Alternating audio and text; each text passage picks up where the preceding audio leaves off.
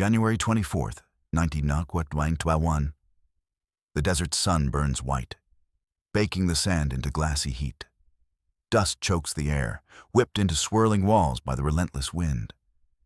A Bradley fighting vehicle crawls forward, steel groaning over jagged terrain. Inside, the crew's breaths echo in the cabin, tight, quick, tasting of metal and sweat.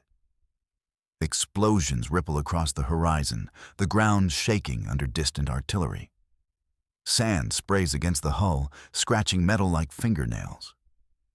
The gunner's hands tremble, gripping the sight, eyes scanning for the telltale flash of Iraqi T-72s.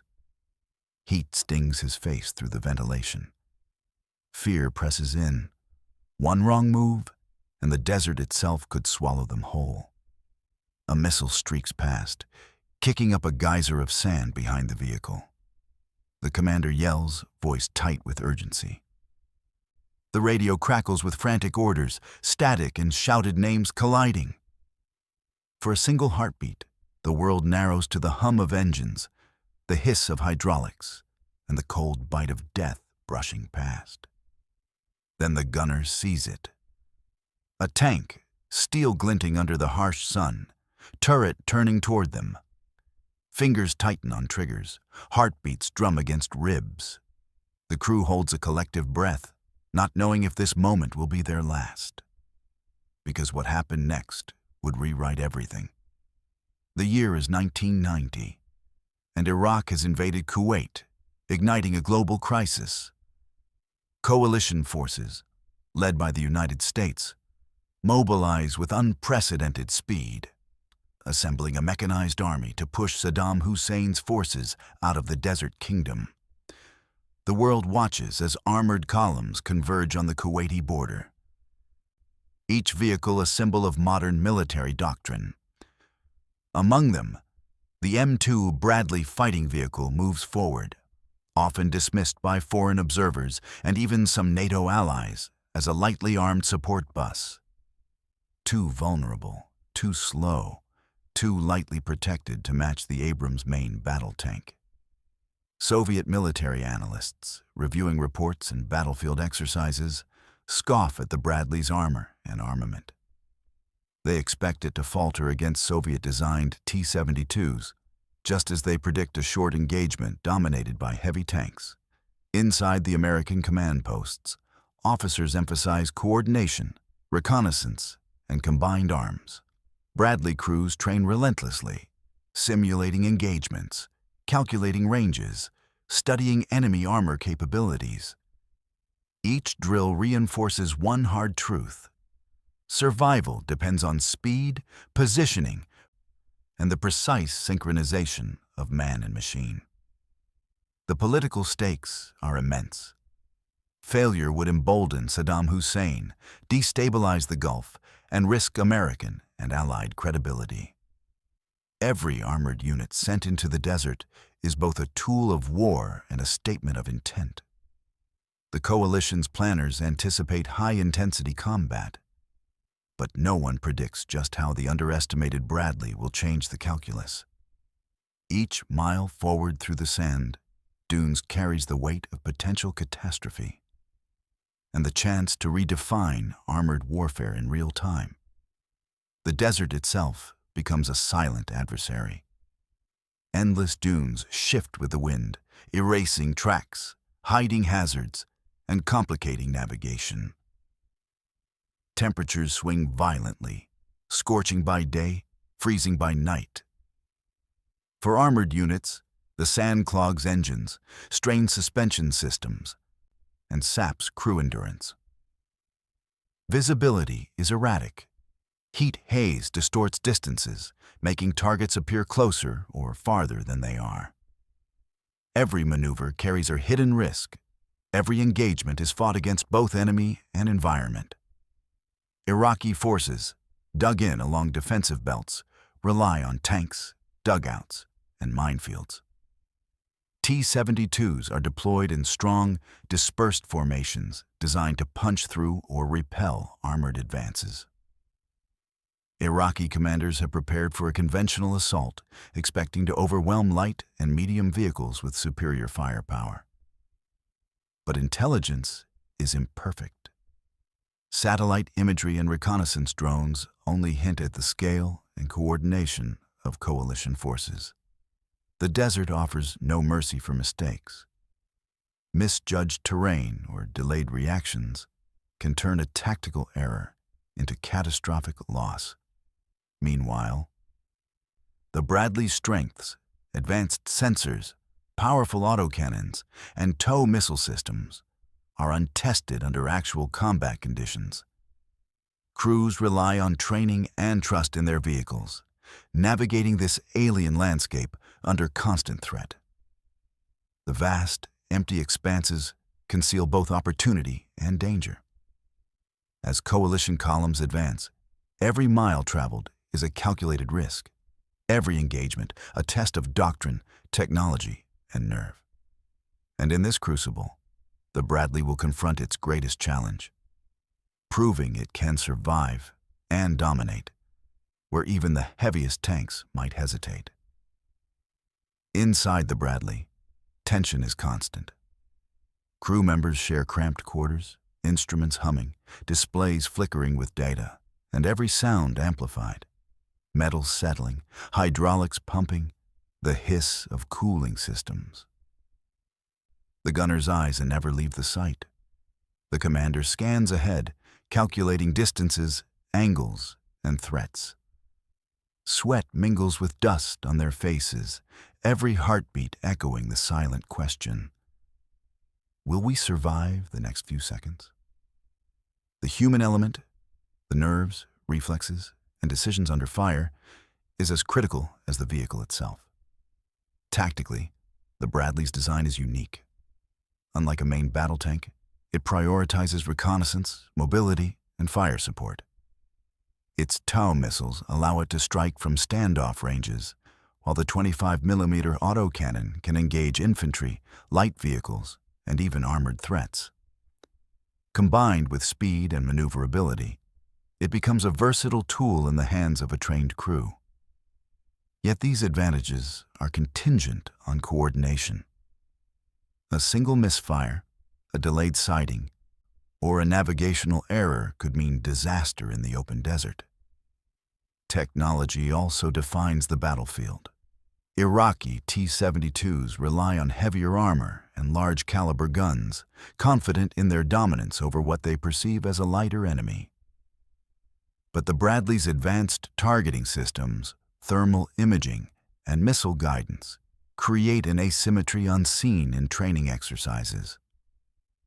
Each engagement tests this balance: human skill versus machine, planning versus improvisation, perception versus reality. For the coalition, every skirmish reveals not only the Bradley's capabilities, but the unexpected limits of enemy assumptions and overconfidence. From the Iraqi perspective, the coalition's advance is a shock. Commanders rely on Soviet doctrine, expecting tank-on-tank confrontations where heavy armor dictates outcomes. Their T-72s are prepared to engage armored targets head-on, confident in superior firepower and thick steel protection. But the desert is deceptive. Heat haze, shifting sands, and long sight lines distort reality, masking the presence of Bradley fighting vehicles until they strike with precision. Leadership decisions become a gamble. Iraqi officers must weigh whether to hold defensive positions or risk maneuvering their units into open ground. Misjudgments carry immediate consequences. A single missile hit can disable a tank, kill its crew, and collapse an entire formation's morale. Communication breakdowns and confusion compound the danger, leaving frontline units vulnerable to ambushes by vehicles previously underestimated. Technology imposes its own constraints. While the T-72s rely on raw armor and firepower, the Bradley leverages sensors, missile systems, and rapid targeting to exploit weaknesses at a distance. Every engagement challenges traditional expectations of armored warfare, forcing commanders to adapt or face annihilation. The desert, the machines, and the men themselves collide in a brutal calculus where preconceptions are deadly, and innovation, both mechanical and human, determines survival. Morally, the battle tests both sides. Coalition crews grapple with the responsibility of firing with lethal precision at targets that are human-operated machines, while Iraqi soldiers confront the sudden vulnerability of their supposedly invincible tanks. The gulf between expectation and reality widens with each encounter, setting the stage for a confrontation that will redefine how armored warfare is understood. The first firefight erupts in a haze of heat and dust. Bradley crews spot the flash of T-72 turrets rotating, glinting steel under the unforgiving sun. The gunner locks onto a target, fingers steady despite the adrenaline hammering in his chest. A missile launches, streaking across the desert, tracer light cutting through the sandstorm. Impact, the tank shudders, then collapses in a burst of smoke and flame. Another target emerges, closer this time. The commander barks coordinates. The autocannon rakes across the armor, churning metal and dirt. Sand sprays like rain, smoke curls into the sky, and the vehicle shudders under every recoil. Each second stretches impossibly long, every decision a life-or-death gamble. The crew moves as one. Observer, loader, gunner, commander. Human reflex synchronized with machine precision. The desert trembles under explosions. Dust obscures vision. Metal screams under impact. Engines whine with strain. Iraqi armor returns fire, shells slamming into the sand around them. One Bradley lurches violently as a round strikes near the tracks. Inside, the driver fights to maintain control. Sweat-stinging eyes, nerves screaming. Yet the vehicle holds. Systems function, missiles lock, cannons fire. By the end of the first engagement, multiple Iraqi tanks are destroyed, their crews either dead or fleeing. The Bradley, dismissed by skeptics, proves its lethal efficiency. The battlefield quiets only enough for crews to hear their own breathing, the echo of distant fire reminding them this victory is just the beginning. The chaos escalates. Sand clouds obscure shapes, only to reveal another turret turning toward them. The Bradley advances, a predator in the open desert, missiles and autocannons striking before Iraqi crews can react. Smoke mingles with heat shimmer, burning nostrils, stinging eyes. Every kill is precise, methodical, and devastating. Iraqi forces attempt counterattacks, maneuvering in tighter formations, but the Bradley's sensors detect each movement. Missiles pierce armor, autocannons shred vehicles, and the desert becomes a graveyard of steel.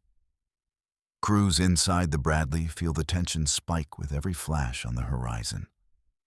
One moment, visibility drops to near zero in dust and smoke. The next, an enemy tank emerges, turret rotating, gun trained on them. Reflexes decide survival.